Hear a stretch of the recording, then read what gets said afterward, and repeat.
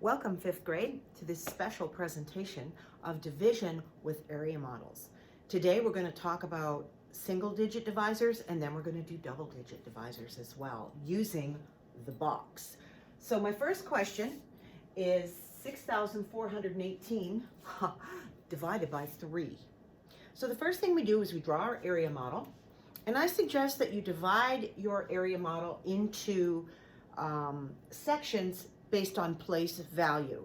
So my dividend of 6,410 and 8 gives me 6,418.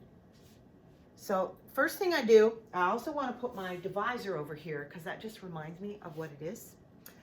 Remember that we are going to use friendly numbers. Friendly numbers are things like 2 and 5 and any multiple of 10 that are really easy to multiply. So if I look at my first part of my dividend, 6,000, I know that 3 goes into 6 twice. This is the reverse tens trick, so we're going to use a lot of tens trick here. So 3 into 6 goes twice, and 3 zeros. When I multiply these two together, it's going to give me 6,000, which I subtract, which gives me 0. Beautiful. Next, we go into how many times does 6 go into 4? Well, it doesn't, or 3 go into 4. It doesn't go in evenly, does it? But if I use my friendly number of 100, I know that 100 times 3 will give me 300. If I subtract that, I have 100 left over. Now, what do I do with that? Well, I add that to my next part of my area model, right up here. So 100 plus 10 gives me 110.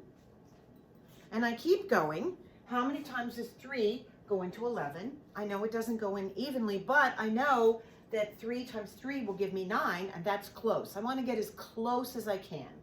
So 3 and 1 0, 3 times 3 is 9, and with 1 0. I subtract again. I'm getting closer and closer. This gives me a leftover of 20, which I take into my next part of the box and add to what is there, my 8, giving me a total of 28. How many times does 3 go into 28? Well, now I'm not using friendly numbers. Now I'm using my times table knowledge, and I know that 3 times 9 gives me 27, and I have 1 left. Now I have no more parts to my box, so guess what that is? It's a remainder. I want to express that remainder as a fraction, so that will be 1/3. So now I add up all of my partial quotients, because that's what these are, and I get my answer of 2,139 and 1/3 left. Staff, Mrs. Webster wanted me to remind you that the leadership action team will be meeting in her room in approximately 11 minutes. Thank you.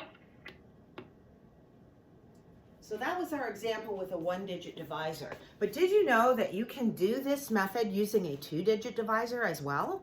You can. So, and we do that, again, we start with our friendly numbers. So our divisor this time is 35.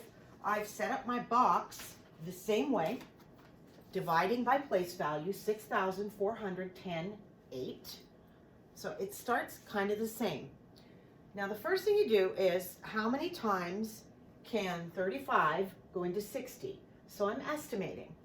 Twice is going to be too much, so I'm going to use 1 time. Reverse tens trick tells me that there will be 3 zeros. 1,000 times 35, sorry, I used up one of those zeros, didn't I? Almost caught it there.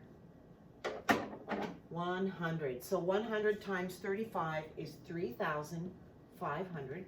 The method is the same. We're going to subtract. 10 take away 5 is 5. 5 take away 3 is 2. Whatever is left over here has to go into the next box to be added to whatever is already there with our place value. Again, 35 will not go into 29. So here's where friendly numbers help us. I'm going to try 5. And just like with long division, you're going to have to do a little bit of multiplying off to the side. But we are going to stick with friendly numbers, so it's going to be relatively easy.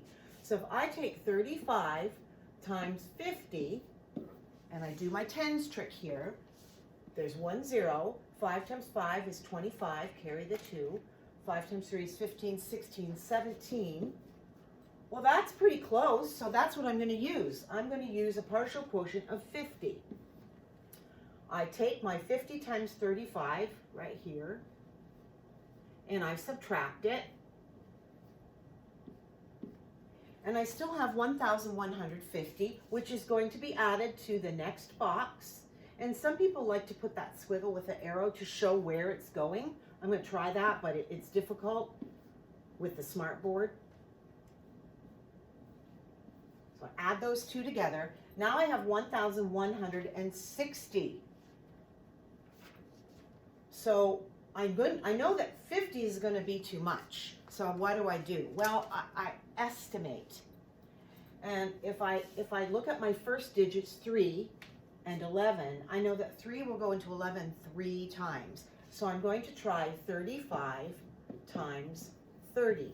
I'm using the tens trick here. So 1 0, 3 times 5 is 15, 3 times 3 is 9, plus 1 carry forward is 10. That will fit. So I'm going to use my partial quotient of 30. And I'm going to take this and subtract it. And I have 110 left over, which I'm going to bring into my next box to add to 8, which gives me 118. So, well, again, 3 goes into 11 3 times, and I already have that done. If I just knock off the 0, I'm going to use my partial quotient of 3 again to give me 105. 8 take away 5 is 3 and 1.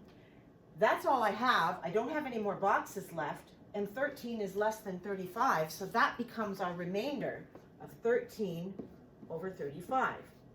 Now I just have to add up my partial quotients, which gives me an answer of 183 and 13 over 35 as my remainder. So that's how to use the area model to do your long division with either a single digit divisor or a double digit divisor. If you're allergic to long division, this might be an option for you. I'll see you next time. Bye now.